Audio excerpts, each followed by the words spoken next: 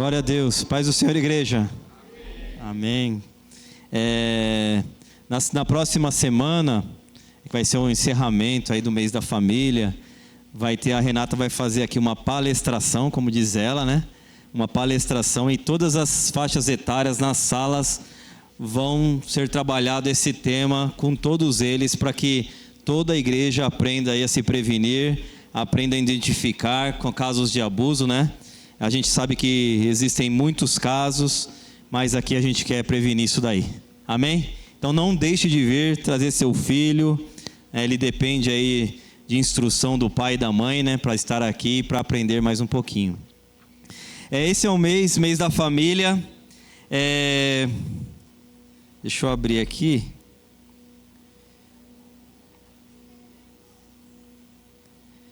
Famílias que permanecem em Deus. Famílias que permanecem em Deus. Esse é o tema principal aí deste mês de maio, onde nós falamos todos os domingos sobre a família. E começou no primeiro domingo uma família firmada em Deus. No segundo domingo, a cultura que governa a família. No terceiro, o valor da família. E hoje, famílias que curam, não ferem. Nós vamos usar o texto de Lucas 15. Lucas 15 é o achados e perdidos da Bíblia, né? Tudo ali achado e perdido, você procura ali que você acha. E ali nós vamos falar um pouquinho sobre esse contexto aqui, mas focado nessa família. Vamos focar nessa família, né? Os dois irmãos e o pai. Vamos ver o que nós identificamos aqui e que pode contribuir com a nossa família também. A Bíblia nos ensina muitas coisas e hoje eu tenho certeza que o Senhor quer nos ensinar alguma coisa. Talvez você pode não precisar para hoje, mas eu tenho certeza que mais dia ou menos dias você vai precisar de lembrar de um texto bíblico para que você possa tomar uma decisão, possa levar a sua família mais perto de Deus. Diz assim, Lucas 15, do 11 ao 32. Jesus continuou: um homem tinha 2 filhos. O filho mais jovem disse ao pai: quero a minha parte da herança. E o pai dividiu seus bens entre os filhos. Alguns dias depois, o filho mais jovem arrumou as suas coisas e se mudou para uma terra distante, onde desperdiçou tudo o que tinha por viver de forma desregrada. Quando o seu dinheiro acabou, uma grande fome se espalhou pela terra e ele começou a passar necessidade. Convenceu um fazendeiro da região a empregá-lo. Este homem o mandou a seus campos para cuidar dos porcos. Embora quisesse saciar a fome com as vagens dadas aos porcos, ninguém lhe dava coisa alguma. Quando finalmente caiu em si, disse: até os empregados de meu pai têm comida de sobra, e eu estou aqui morrendo de fome. Vou retornar à casa do meu pai e dizer: pai, pequei contra ti e contra o céu, e não sou mais digno de ser chamado seu filho. Por favor, trate-me como um de seus empregados. Então voltou para a casa de seu pai. Quando ele ainda estava longe, seu pai o viu. Cheio de compaixão, correu para o filho, o abraçou e o beijou. O filho disse: pai, pequei contra o céu e contra o Senhor, e não sou mais digno de ser chamado seu filho. O pai, no entanto, disse aos seus servos: depressa, tragam a melhor roupa da casa e vistam nele. Coloquem-lhe um anel no dedo e sandálias nos pés. Matem um novilho gordo. Faremos um banquete e celebraremos. Pois este meu filho estava morto e agora voltou à vida. Estava perdido e foi achado. E começaram a festejar. Enquanto isso, o filho mais velho trabalhava no campo. Na volta para casa ouviu música e dança e perguntou a um dos servos o que estava acontecendo. O servo respondeu: seu irmão voltou. O seu pai matou um novilho gordo, pois ele voltou são e salvo. O irmão mais velho se irou e não quis entrar. O pai saiu e insistiu com o filho, mas ele respondeu: Todos estes anos tenho trabalhado como um escravo para o Senhor, e nunca me recusei a obedecer às suas ordens. E o Senhor nunca me deu nem mesmo um cabrito para eu festejar com meus amigos. Mas quando este seu filho volta, depois de desperdiçar o seu dinheiro com prostitutas, o Senhor comemora matando um novilho? O pai lhe respondeu: meu filho, você está sempre comigo, e tudo que eu tenho é seu. Mas tínhamos de comemorar este dia feliz, pois seu irmão estava morto, e agora voltou à vida, estava perdido e foi achado. Pai, em nome de Jesus, obrigado pela tua palavra, por essa palavra, Senhor Deus, que nos ensina e nos mostra o valor da família, Senhor. Nos ajuda, Senhor, porque casos assim podem estar acontecendo agora, Senhor. De uma forma ou de outra, casos assim podem estar acontecendo no nosso meio. Mas nos dá a instrução do alto nesta manhã, Senhor, para que nós possamos, da melhor forma, Senhor, ter uma família que cura e não uma família que fere, Senhor. Que a tua graça, o teu amor possa, Senhor Deus, visitar as nossas casas. Que assim como nós pensamos aqui, nós possamos viver, fazendo com que o amor em ação, Senhor Deus, transforme vidas, Pai. No nome de Jesus, Pai, nós oramos. E eu peço, fala com cada um de nós nesta manhã. Amém. Amém. Glória a Deus. Essa parábola, ela é conhecida como a parábola do filho perdido, a parábola do filho pródigo. Mais fácil, né, do pródigo o sentido é esbanjador. É o filho que saiu, perdeu tudo e voltou para a sua casa. E ela fala conosco nessa manhã, ela nos liga. E eu queria te ligar a essa parábola, porque isso pode ter acontecido algum dia com você.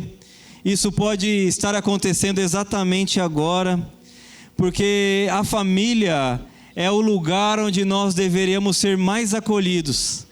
A família deveria ser o nosso porto seguro, mas muitas vezes a família se torna o lugar onde nós somos extremamente feridos.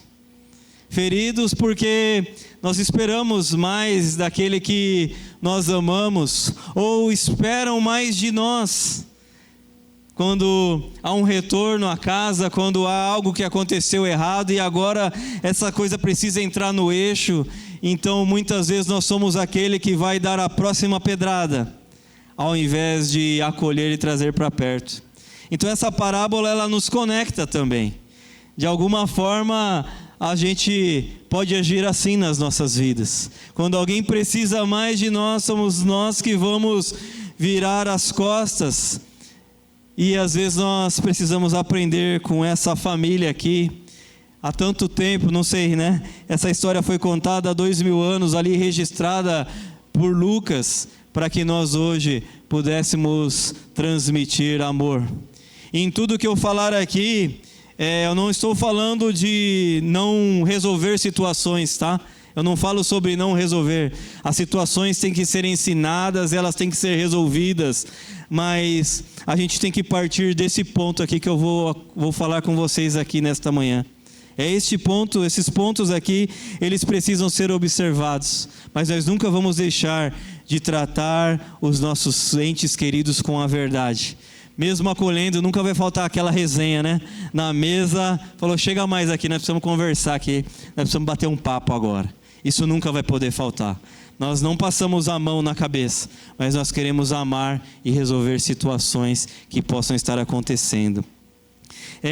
Uma família, um machucado que acontece dentro de um lar, ele é como, sabe quando você machuca um lugar e você bate bem esse lugar? Né? Você tem toda a parte do corpo para você bater, mas você vai bater bem naquele pedacinho que está machucado. É assim que é uma dor quando acontece na família. A dor, ela é mais profunda. Eu não sei se você já passou por um problema em família e a sua dor foi muito mais profunda, porque da família você esperava algo maior. Você não esperava nada do seu vizinho, nada de um parente distante. Você não está esperando nada nesse sentido. Mas da sua família, daquele lugar que você chama lar, você estava esperando algo, né? Algo ali, mas às vezes vem alguém e põe mais o dedo na ferida ainda e machuca mais ainda. Só tinha um ponto que estava doendo, e é bem naquele ponto. E é assim que é, quando algo acontece dentro das nossas casas, é assim que a gente se sente. É o lugar onde nós estamos mais vulneráveis, é a nossa casa, é um lugar onde todo mundo sabe, né, das nossas fraquezas, das nossas fortalezas. Então este lugar nós estamos extremamente expostos. Tem coisa que não sai de dentro da família, não é? Eu nunca vou contar para ninguém coisas que já aconteceram da minha casa. Não vou falar, talvez é uma fraqueza minha, da minha esposa, da minha filha, mas eu não vou comentar sobre isso. Elas ficam guardadas dentro de casa, de forma que um e o outro sabe qual é a vulnerabilidade. Eu sei muito sobre a Josi nessa caminhada, né, de tantos anos. Eu sei muito sobre ela, ela sabe muito sobre mim. Eu conheço a Ana só de ver a reação dela, só de ver andando. Eu já conheço ela, eu conheço muito bem. Então a família é um lugar de muita intimidade, é onde nós somos mais vulneráveis. O nosso lar é onde nós vemos muitas vezes silêncio, dor, a presença, a distância, a convivência, né? As resenhas. Nós convivemos tudo isso e tem coisas que nos ajudam demais, mas tem coisas que nos ferem demais. A família, muitas vezes, ela ao invés de ser um abrigo, ela se torna um campo de batalha. No quartel, na vida militar, é chamado de fogo amigo. Fogo amigo é quando alguém atira no próprio companheiro de farda, né? Pode ser sem querer, pode ser querendo, lá você vai saber, né? Numa situação de guerra, mas às vezes na nossa casa, na nossa família, no nosso lar, há fogo amigo. E talvez seja nós que estamos com a metralhadora na mão, com o fuzil na mão, a disparar contra as pessoas que estão ao nosso lado. Na nossa família, ninguém tem teto de vidro. Então quando nós jogamos uma pedra lá, a mesma vidraça que vai quebrar vai ser a que vai quebrar do nosso lado também. Então nós precisamos olhar a nossa família e impulsionar ela para o melhor. Todos nós precisamos da graça de Deus. Quem foi e quem ficou, quem voltou e quem permaneceu, todos precisam da graça de Deus para que a família seja estável, seja um porto seguro, seja o lugar onde você pode chegar. Talvez, né, quem trabalha home office não chega, está sempre ali, né? Mas que você possa desabafar, você possa ter a confiança de chegar em uma mesa e abrir o seu coração. Às vezes você está convivendo com a sua família ali, mas muitas vezes eles nem sabem o que você pensa e você nem sabe o que eles pensam. Não tem comunhão nenhuma. Não tem um momento, parece que está todo mundo lutando pelo seu, né? Aquele ditado popular, cada um por si, Deus por todos. Às vezes acontece dentro da nossa casa e nós lemos essa parábola e falamos, isso aí é igual Jesus contou essa parábola, né? Mas às vezes ela está acontecendo bem hoje. E Deus, eu creio que Ele, nesses personagens aqui, né, usando a vida desses 3 personagens dessa parábola, nós vamos nos conectar com ela, né? Essa coisa que aconteceu dentro de uma família. Às vezes pode estar acontecendo dentro da nossa casa e às vezes dentro de nós mesmos. Você já parou para pensar que você pode ser uma dessas 3 pessoas? Quem nós somos nessa parábola contada por Jesus? Quem ela remete agora? Como que está a sua vida e o seu coração? Quem você está? Quem você me fugiu a palavra, mas quem você se parece mais? Quem dessas 3 pessoas aqui da parábola você se parece? Tinha um filho, que o filho mais novo é o filho que desconectou. Ele se desconectou da família. Ele não queria estar mais lá, parecia que era melhor lá fora, lá fora é melhor, aqui na minha casa é difícil, ninguém fala comigo, o meu irmão mais velho, ele é cheio de querer, ele briga comigo, você já viu a parábola aqui, né?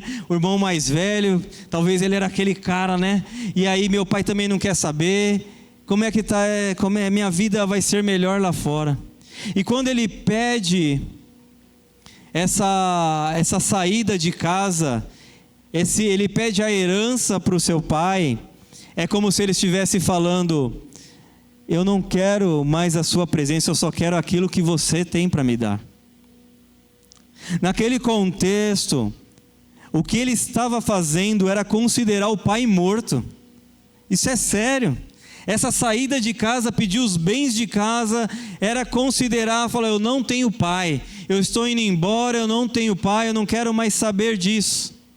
Para a sociedade daquela época, ele podia ser apedrejado por isso que ele estava fazendo. Esse pedido estava desligando ele do pai dele, era um pecado visto pela sociedade, que poderia olhar ele indo embora, pedindo os bens do pai dele, e naquele caminho ele podia ser apedrejado, podia ter a vida ceifada. E muitas vezes o ambiente ele vai ficando tão pesado dentro de um lar, mas ele vai ficando tão pesado que essas decisões parecem ser as mais corretas. Não dá mais, não tem como. Isso parte porque às vezes um filho não se sente ouvido, os pais muitas vezes não se sentem respeitados, as pessoas estão presentes ali, mas só o corpo, a cabeça está longe do lar.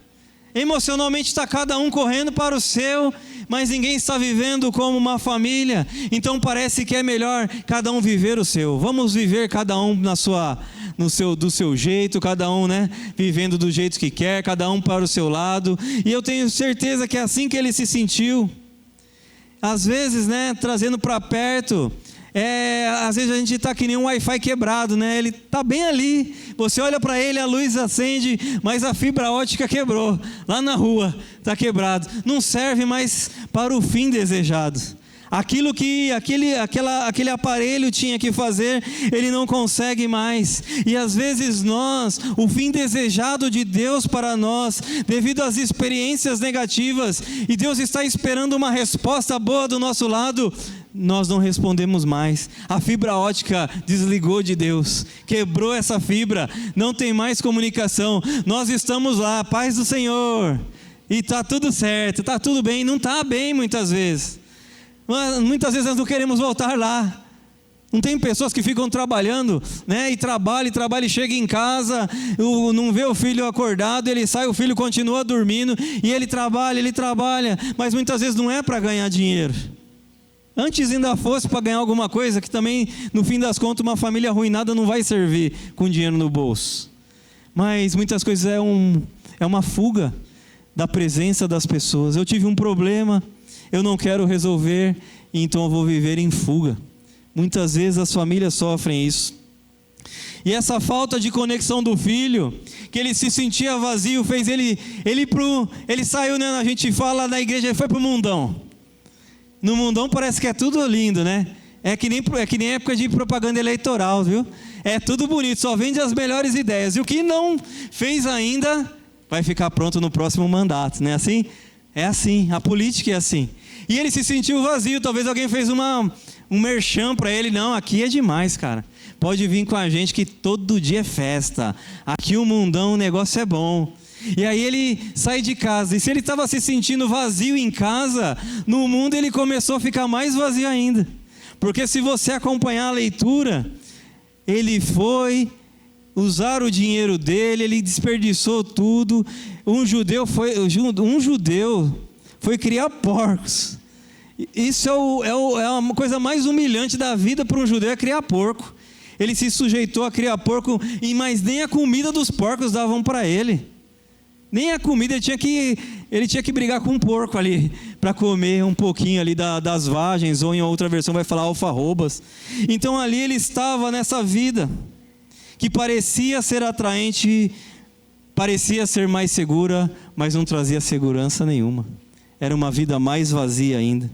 Ele perdeu muito mais do que dinheiro. Nós somos muito ligados ao dinheiro, né? Nós falamos tanto, né, de que nós não precisamos de dinheiro, nós não dependemos de dinheiro, mas qualquer coisa a gente está contabilizando em dinheiro. Ele perdeu dinheiro, sim. Ele perdeu metade, né? A decisão dele levou metade dos bens da família. É caro isso daí, é muito caro. Não sei quanto que era, mas o pai dele parecia ser um homem de posses. Mas ele perdeu muito mais. Ele perdeu a identidade. Quem era esse filho lá no meio do mundão? Quem é? Perdeu a identidade. Quem ele era? Não era ninguém. Passou ali, era alguém que perdeu todo o dinheiro, que ninguém dava mais valor, e ali só usaram o que ele não tinha mais nada, não tinha identidade. Quem é esse daí? Ele perdeu a dignidade. Ele foi fazer o que havia de mais horrível para o judeu. Foi criar porco. Foi ser humilhado pelo mundão. Foi ser humilhado. Na casa do pai, ele achou que estava ruim. No mundo, então, ele descobriu que havia algo ruim mesmo, de verdade. Ele perdeu a direção de vida. E se nós olharmos, né, como é um pensamento, uma ilustração bem assim, ralé mesmo, mas é como se a gente tivesse um vazamento em casa e caísse uma goteira e a gente falasse, aqui é muito ruim, porque está pingando, e a gente saísse de casa e fosse ficar na tempestade. É a mesma coisa, é um pensamento assim. Lá na casa do pai havia uma desconexão, ele não se sentia, não sei. A Renata falou aqui, talvez você nunca se sentiu amado. Pode acontecer tantas coisas na vida de um ser humano, né? Ele não se sentiu um monte de coisa, ele falou, vou resolver de outro jeito. Ó, se eu sair de casa vai ser mais fácil, eu vou resolver lá. Mas ele se enganou. E aí, depois a gente vai pegando todo mundo aqui. Essa é a situação de quem foi embora. Mas havia outro ali, havia o irmão mais velho. E a informação do irmão mais velho é que ele nunca saiu de casa. Ele declarou para o pai dele, eu sempre estive aqui. Eu sempre fiquei aqui, eu sempre fui um trabalhador aqui da sua fazenda. Eu sempre fiz todas as coisas. Mas ele estava tão perdido quanto quem estava fora. Olha que coisa. Porque era só o corpo dele, ele fazia religiosamente as coisas, mas ele estava olhando porque ele queria parecer que estava tudo certo, mas ele estava tão desconectado quanto o outro que foi embora. Ele estava cansado, ferido, e qual que é o primeiro sinal de quando o outro volta? Ele estava se comparando. Pai, você nunca deixou eu matar aqui um cabrito para curtir com meus amigos, mas esse teu filho volta e você faz uma festa, um banquete para ele. Então ele não conseguia se alegrar com a vitória do irmão. E eu acho que acontece isso dentro de muitas casas, muitas vezes. A família se torna tão desconectada que o irmão ele consegue ter mais sucesso, entre aspas, irmãos. Talvez um emprego legal é um sucesso, sim, mas não é tudo na vida de alguém. E talvez esse conseguiu um negócio assim, e ao invés de o outro torcer, né? Olha que bom que você conseguiu, que legal que você está indo bem, ele começa a torcer contra. Ele faz a tal da oração contrária. Ele não quer que o outro se dê bem, ele quer que o outro fique pior, só para ele falar, tá vendo, pai? Olha lá, ó. Eu estou aqui, ó. Ele não conseguiu nada, eu sou melhor. Como se isso importasse para algum pai. Eu só tenho uma filha, mas você que tem mais de um, você vai saber que não importa quem é o seu filho, se ele é o mais velho ou o mais novo, você quer que todos tenham sucesso. Não é assim que o pai pensa? O pai quer isso. Né? Às vezes eu fico mais feliz do que a Ana com as coisas que acontecem de boa na vida dela. Tá lá o pai bobo lá, babão lá, feliz da vida. Por quê, né? Porque ela teve alguma coisa que deu certo. E a gente fica assim. Então, esse irmão, ele não queria, algo revelou muita coisa sobre esse irmão mais velho, ele não queria celebrar o outro irmão. Você imagina? É a mesma coisa de você ter um irmão na UTI, com os dias contados, morrendo, ele volta à vida e você fala, não, devia ter morrido mesmo, porque aprontou tanto nessa vida, ele deveria ter morrido. E é exatamente isso que esse irmão mais velho estava fazendo. Isso mostra que ele estava ferido. Será que isso mostra que nós estamos feridos? Será que esse pensamento ele passa pela nossa mente, né? Você fala, eu sou crente, né? Mas a gente também precisa da graça de Deus. Às vezes pode passar pensamentos que não compactuam com a vontade de Deus, mas esse irmão, talvez ele estava tão ferido, parecia uma casa ferida, e estava todo mundo ali, um que foi embora, um que ficou, e todo mundo brigando com todo mundo, e ele mostra, né, como que ele estava se sentindo. Agora, responde para você assim, né? Eu tive que responder para mim. Às vezes, tem coisas que as pessoas fazem que causam mais, coisas boas que alguém consegue, que você fica mais ferido, uma inveja, do que você se alegra. Se você se sente assim, você está ferido. Você precisa de ajuda. E nós estamos como igreja para ajudar. Porque torcer pela derrota do outro, isso não é cristianismo, porque a Bíblia nos manda amar. A própria entrada da igreja está lá, o amor em ação transformando vidas. É assim que a gente crê no mundo onde Cristo habita, é assim que a gente crê. Amor em ação transformando vidas. Mas às vezes dentro de casa, nós não conseguimos amar quem está ali. Às vezes quem dividiu a própria chupeta, né? Quem usou da mesma bicicleta, quem andou junto, quem jogou o mesmo videogame. Às vezes não compactua deste amor de querer o bem do outro. Este filho, se nós formos falarmos de religião, ele representa o coração religioso. Faz tudo lá, ele está sempre lá, mas sempre desconectado. Ele faz para provar para alguém que ele é alguém, que ele consegue fazer alguma coisa, mas ele não faz por relacionamento, ele faz para mostrar. Vou mostrar para o meu pai. Ele não está preocupado com o irmão dele que foi embora, ele não está preocupado com nada disso, falou, agora a casa ficou melhor, agora então que eu vou aparecer, só tem eu aqui. Então esse é um pensamento muito religioso, de alguém que parece que gosta de cumprir deveres só. Eu sempre estive aqui, pai, eu nunca te dei dor de cabeça. Mas também às vezes você nunca deu dor de cabeça, mas nunca esteve lá mesmo de coração. Não sei, eu não sei se eu estou falando aqui, eu tenho essa mensagem no meu coração e eu queria entrar dentro de cada coração. Talvez isso está acontecendo, e precisa ser tratado, aproveitando o momento da família, aproveitando o mês da família. Quem sabe Deus não quer tornar cada um de nós aquela pessoa que impulsiona a nossa família, em vez daquela que torce contra. Eu não queria que desse certo, eu não queria que fosse assim, sabe? E esse sentimento, a Bíblia fala de uma coisa muito ruim. Hebreus 12:15 vai falar de uma raiz de amargura. Isso é tão perigoso, isso vai tomando a nossa vida. Eu queria ler o texto aqui, ó. Diz assim, ó: cuidem uns dos outros, para que nenhum de vocês deixe de experimentar a graça de Deus. Fiquem atentos para que não brote nenhuma raiz venenosa de amargura, que cause perturbação, contaminando muitos. Mas o texto começa: cuidem uns dos outros. É esse o negócio. Você precisa cuidar da sua família, você precisa cuidar deles. Você não pode jogar, tá bom, ele está perdido e deixa quieto. Nós precisamos impulsionar a nossa família, nós precisamos celebrar. A amargura, ela é uma coisa que devasta. Uma pessoa amargurada, ela vai amargurando todo mundo do lado, todo mundo que está perto, aquilo vai amargurando. No Antigo Testamento havia uma questão lá em Levítico 14, do mofo.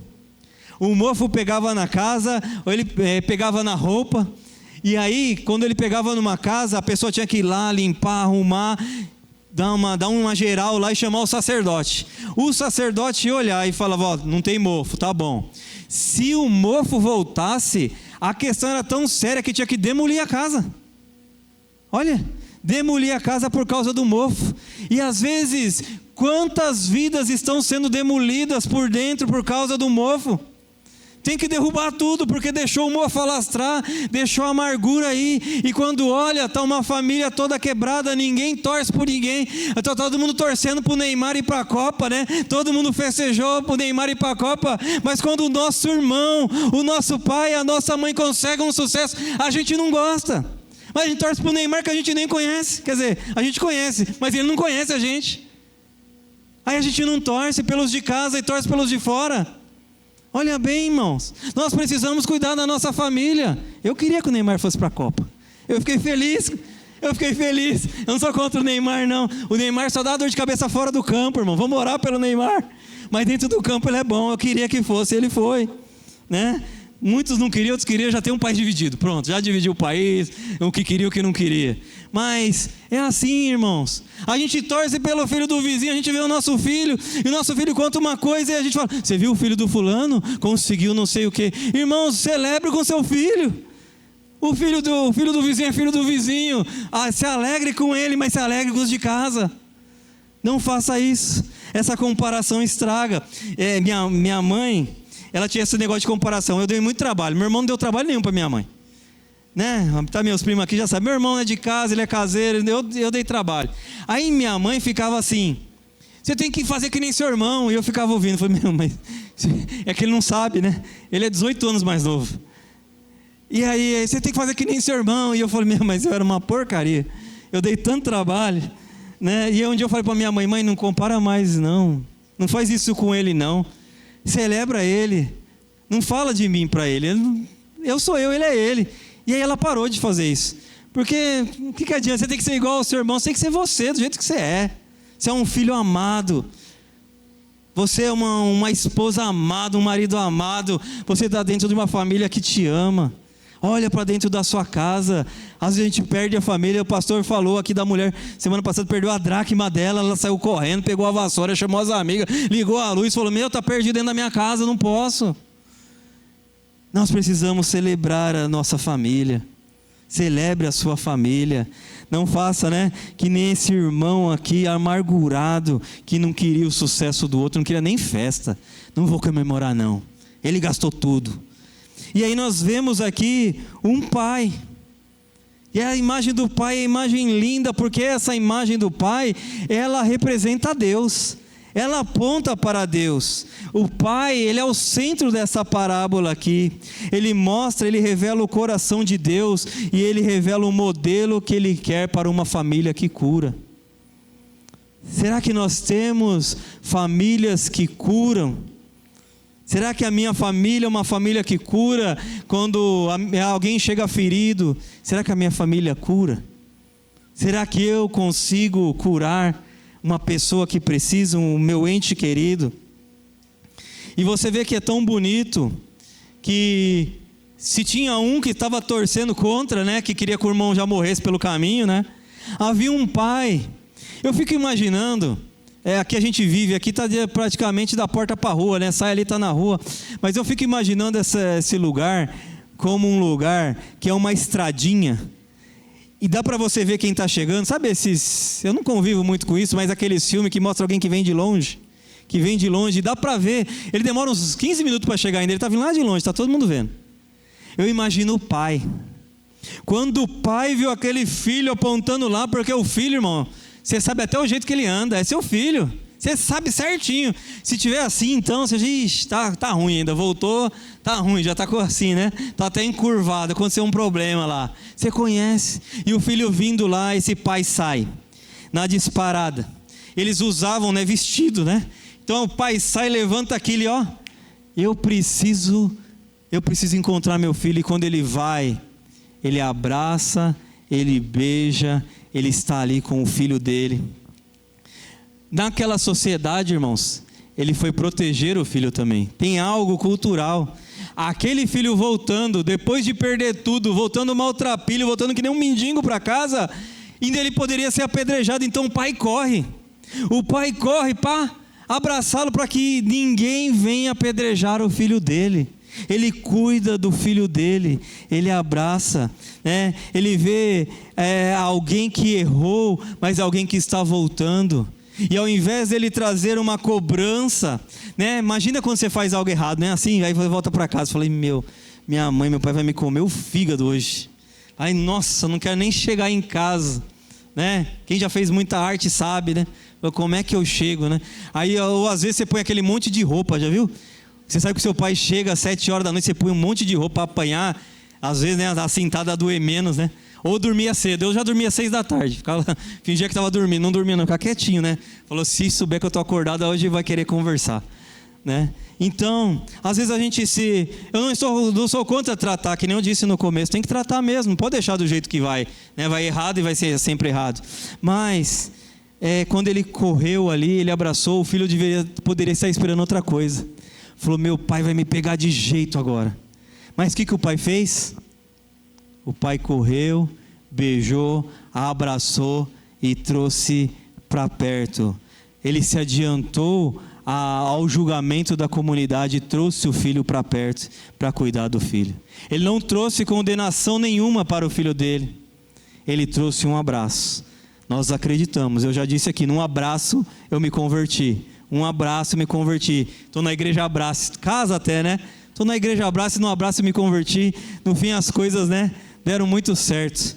Mas às vezes, se ele já chega para dar mais, né, todo mundo maltratou o menino, aí ele volta para cá ser mais um, dá uma pedrada nele. Ele trouxe para perto. Aí entra alguns elementos que nos levam a uma reflexão. Quando o filho chega, ele não vem fazendo pergunta. Qual que é o gesto do pai? Ele corre, ele passa vergonha pelo filho, porque um adulto correndo, levantando a saia e correndo, naquele tempo a cultura era vergonha. Ele passa vergonha pelo filho dele, olha bem, abraça o filho dele, beija e leva para casa. Imagina, né? Foi abraçado para ninguém nem querer apedrejar. Falou, vamos para casa, vamos para casa. E aí ele leva o filho dele. Então, tudo começa com gestos. Nós não vamos resolver nada brigando mais ainda. Mas a pessoa precisa saber que primeiro é que ela é amada. Todas as decisões vão ser tomadas, mas ela precisa saber que ela é amada. Ele não começou tratando o erro, ele começou restaurando o filho. Não adianta, ninguém vai restaurar ninguém sem trazer para perto. Se você quiser restaurar brigando, não há restauração, não vai dar certo, vai criar mais ira ainda. Você primeiro traz para perto. Foi o que o pai está nos ensinando aqui, ó. Isso é coisa da Bíblia, não é da minha cabeça. Ele trouxe para perto, ele levou o filho para casa. O pai foi intencional e restaurador. Eu imagino quanto tempo aquele pai ficou olhando aquela estradinha, o filho chegando. Falou, um dia meu filho volta. Quanta oração.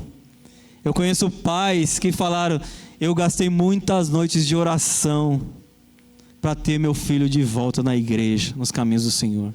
Não foram poucas, mas já ouvi, e não foi de um ou dois, muitas mães e pais, gastando noites em oração para que aquele filho volte. Aí o dia que ele volta, você dá uma pedrada na cabeça dele. Aí o que adiantou? Tem que ter sabedoria também. Então o pai, ele foi intencional, ele abraçou e trouxe para dentro. E o que ele falou? Ele falou, vai depressa, falou para o servo, depressa, já pega a melhor roupa. Ele não falou, pega qualquer roupa não, pega a melhor roupa. E vistam ele. Tragam essa melhor, tragam a melhor, vamos vestir ele. Então alguém que chegou maltrapilho em casa, que nem um mendigo ali, né, passando por tudo quanto é situação, agora, né, carregando aquele monte de coisa de fora, vai saber tudo que ele passou, que eu acho que a Bíblia nem relata, a Bíblia tem hora que ela passa, né, ele não quer chegar ao finalmente mostrando as coisas ali, né, mas ela evidencia aquilo que ele passou e ele trouxe muitas coisas de fora. E essa roupa, ela não traz só um sentido de trazer a limpeza, né, de uma roupa nova, tirar aquelas roupas sujas, mas ela traz o sentido de tirar o fracasso da vida desse menino. Ele está trocando essa roupa, aquela outra que remetia àquele momento de fracasso na vida dele, ela está saindo. Falou, você não é um fracassado não, meu filho. Eu estou trocando essa roupa, estou te dando a melhor roupa dessa casa aqui. O pai foi intencional. O pai não expôs o filho, ele cobriu o filho. Nós precisamos proteger a nossa família. Eu estou falando de pai e filho, mas há um relacionamento de casal também. O casal precisa se proteger. Um precisa ser pelo outro. E isso é família. E aqui o pai fez isso. Porque é fácil. É muitas vezes fácil, né? Apontar o erro. Falar assim, sua roupa está suja, hein? Está suja a sua roupa. Mas pega outra roupa e dá para ele cobrir. É muito fácil apontar erro, mas o difícil é você trazer para perto, sentar junto e caminhar junto e restaurar. São partes difíceis que Deus está nos chamando. Você já pensou? Que você pode restaurar situações na sua casa que estavam paradas? E esse mês, nesse tempo aqui de falar de família, Deus está nos chamando exatamente para ser essa pessoa no nosso lar. Ser aquele que restaura, aquele que traz para perto. O respeito, as pessoas não respeitam quem grita, não. Elas respeitam quem sabe quem ama. Fala, fulano me ama e eu pisei na bola. Não é muito pior? Fala do que a pessoa que só grita e tal. Mas se falar, eu dei mancada com quem me ama. Eu acho que é a coisa que dói demais. E ele disse ainda, ele continuou, coloquem-lhe um anel no dedo. Ou seja, aquele menino, aquele homem que saiu pelo mundo, que não tinha identidade, que perdeu as características da sua casa, agora o pai manda que coloque um anel no dedo dele, falou, aqui você tem autoridade, aqui você é filho, você não é escravo, porque ele queria ser um escravo do pai, um filho, não um filho, um servo. Um dia ele caiu na real, ele falou, meu pai tem servos ali, por que eu não vou voltar para minha casa para ser apenas um? Lá eles têm até comida e eu estou comendo comida de porco. Então ele volta para pedir para ser um servo ali, um escravo. E o que o pai fala? O que o gesto do pai fala mais do que a palavra? Aqui você não é servo, aqui você é filho. Aqui você é filho. E é assim que precisa ser a nossa casa. Nós temos filhos ali. Não chame os seus filhos pelo pecado que ele cometeu. Ali ele é seu filho. Ele é uma bênção do Senhor que Deus te deu para cuidar. Tem uns que dão mais trabalho mesmo, eu sei disso. Mas é seu filho. É seu filho, é sua filha. Né? Então ali ele restaurou. Ali não era só um anel, né? Um acessório, falando aqui eu sou da família tal, né? Eu sou da família Silva, eu sou da família, esse anel aqui, né? Que representa algo. Não era só isso não, ele tinha a identidade daquele lugar, ele era dali. E o pai continua e mandou colocar sandálias nos pés, ou seja, representa a liberdade. Os escravos andavam descalços. E quem tinha uma família, né, ali tinha era filho, era o dono, eram os fazendeiros, os criadores ali das coisas, eles andavam calçados. Quando o pai fala, tragam as sandálias, não era só para o filho não machucar o pé. Era também, mas as sandálias nos pés estavam dizendo, você não é mais escravo. Você pode ter sido escravo um dia, aqui você é filho, aqui você tem liberdade. É isso que a família precisa promover. Nós precisamos promover isso na nossa casa. Lá ninguém chama ninguém pelo pecado, lá é filho, lá todo mundo tem liberdade, lá é nossa casa, lá é sua casa. Nós queremos um lar assim. Toda casa tem problema, né? Até do pastor. Tem problema também, casa de pastor, casa de quem não é pastor. Acontecem problemas. Problemas na minha casa, eu confesso. Se tiver problema, eu não consigo fazer mais nada da vida direito. Eu não trabalho direito, eu não penso direito, eu não faço nada direito. Porque há um problema que precisa ser resolvido. Eu fico assim, é meu jeito. Mas eu acho que quando há uma casa desestabilizada, todo mundo fica meio assim. Porque a cabeça está lá ligada, estou com problema com meu marido, com a minha mulher, com o meu filho, a coisa está ruim, como é que vai ser da minha família? E aí está ali, está ali o tempo todo ligado, não consegue fazer mais nada. A pessoa fala com você, né? Ela acabou de explicar um negócio e fala, por quê? A cabeça está lá, estou com problema em casa. Então a família, ela vai dar estabilidade para todos terem sucesso na vida. A família com estabilidade, ela vai dar sucesso. para os filhos serem melhores, para os pais serem melhores, e assim vai ser uma família cada vez mais abençoada. E o que houve ali quando o filho voltou? Festa. Aí virou a igreja Abrace. Festa, vamos fazer festa, vai ter churrasco. O pai mandou assar um novilho, mas aí o irmão mais velho não queria, estava bravo ainda, estava bravo, ele não queria festa. Mas sabe que muitas vezes isso tem que partir de nós, irmãos. Talvez um ou outro não quer festa, faz festa você e convida ele para a festa. O pai fez isso, o pai falou para ele: tem que se alegrar com o seu irmão que estava morto, ele voltou. Vamos festejar. E esse traz um contexto, não de uma festa, né? Não que a gente viva em festa todos os dias, né? Mas um ambiente de festa, um ambiente de alegria, um ambiente, né, onde nós podemos nos alegrar, onde há alegria na casa, onde há festa na casa. Aquela festa mudou a atmosfera do lar. Vamos nos alegrar em família. Talvez você não vai matar um novilho, mas você vai comer uma pizza. Você vai comer uma pizza com a sua família. Vamos nos alegrar em família. Vamos num lugar simples comer um cachorro quente. Vamos nos alegrar em família. A palavra do Senhor nos traz hoje para nós nos alegrarmos com a nossa família, celebrarmos a nossa família. Se a casa estava pesada por um filho perdido, por uma situação adversa, agora há movimento, há som. Estão tocando um som lá agora, porque judeu fazia festa de verdade, né? Fazia a festa barulhenta, né?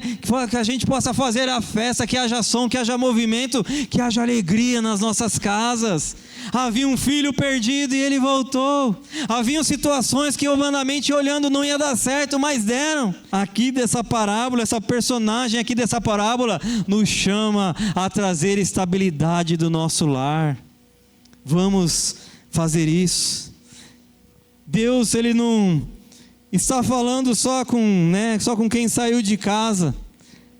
Ele não quer curar só quem saiu de casa, Ele quer curar quem voltou para casa, Ele quer curar quem permaneceu em casa, porque havia um filho que estava separado geograficamente, havia outro filho que estava separado emocionalmente. Ele nunca saiu de lá, mas também nunca estava lá. Ele só cumpria a obrigação, ele não se relacionava com a família.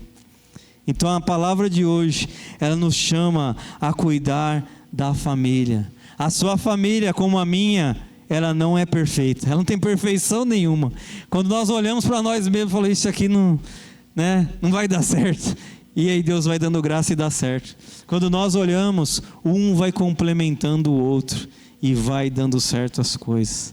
Nós precisamos cuidar das nossas famílias. Não espere pelo outro. Comece você. Chame alguém para celebrar. Vamos aqui, vamos comer uma pizza. Se você não tiver dinheiro, chama para rachar a pizza. Eu comprar pizza, quer você comprar coca. Se você puder pagar tudo, me chama também. Vai chamando. Chama o pastor também. Cookie, pizza, qualquer coisa. Feijoada. Nós estamos aí. Nós estamos aí para se alegrar com a sua família. Mas se alegre você. Comece na sua casa. Comece você. Não espere que alguém tome a frente. Tome a frente você. Quando você vê que o negócio está indo para a ruína, fala: deixa eu tomar a frente desse negócio aqui, que o negócio vai dar ruim. Nós vamos perder a família se não tomar uma posição hoje. A família, ela não acaba naquele momento que um foi embora. Ela começou a acabar anos atrás. Ela começou a acabar lá atrás. Nós não nos atentamos, e quando você vê, é um filho perdido, é um esposo, é uma esposa, ou às vezes ninguém nem sai de lá, mas é um ambiente que nem dá para ficar também. É um ambiente insustentável. Então vamos cuidar das nossas famílias. Amém? Termino aqui, queria orar.